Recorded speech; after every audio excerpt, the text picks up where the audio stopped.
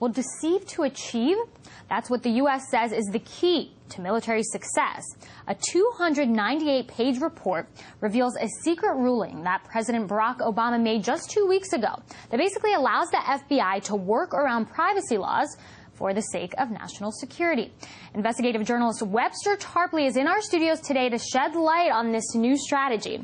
So, Webster, this report comes out by the Defense Science Board, which is apparently a panel of the Pentagon, pretty influential there, right? That's basically recommending that the military and intelligence communities sort of create a joint agency called, quote-unquote, strategic surprise, or that's the point of it. Tell us more about this. I think you'd call it the Office of Strategic Deception, a robust interagency capability in strategic deception.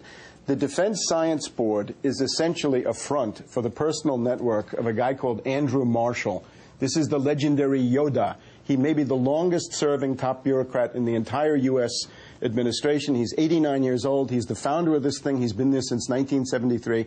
It is a gaggle of strangeloves. And they got together, I believe, in response to the Chinese anti-satellite weapon of January 2007, and also in response to what they call Titan Rain, which they say is Chinese computer hacking.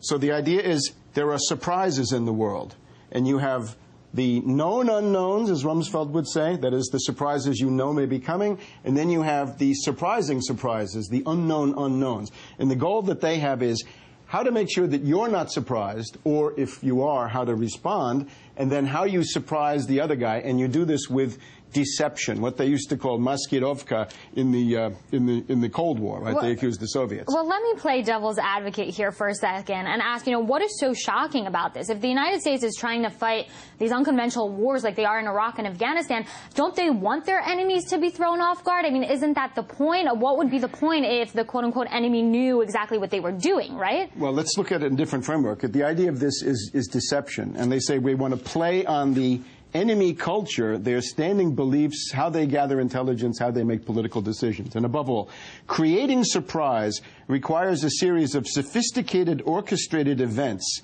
all of which the adversary must believe while you protect your own assets, including double agents. Now, what does that mean? Look at the Persian Gulf. Look at a terror attack, a provocation of any type. It means creating events with the idea that you're going to con the other side, Russia, China, India, whoever it is, Brazil, they write about all these countries, into doing something that you want. So it's a form of manipulation. It is extremely dangerous.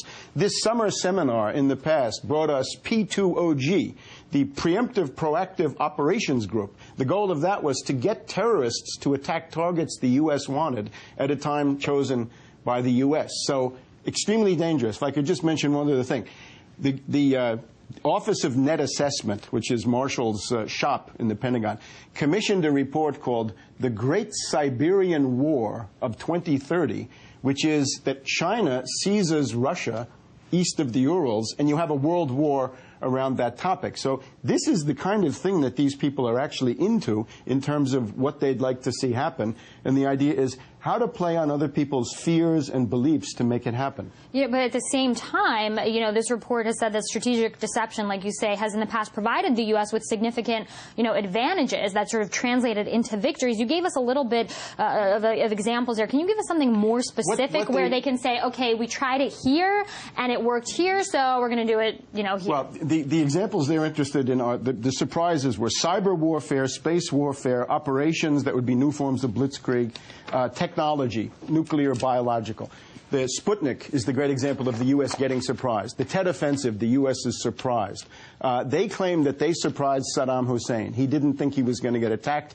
They make fun of him. He was incompetent, and we duped him. The global positioning system, they said nobody was ready for that. So anything in that realm, anything that changes the strategic balance is something they want to be ready for. But again, they're really interested in duping and conning the other side because they know that as the U.S. becomes more stagnant in terms of science and technology, they're going to undergo surprises. You know what else is interesting, Webster? The story is definitely under the radar in other media outlets, but I'm glad that you're here to give analysis and shed some light on this issue. Thank you.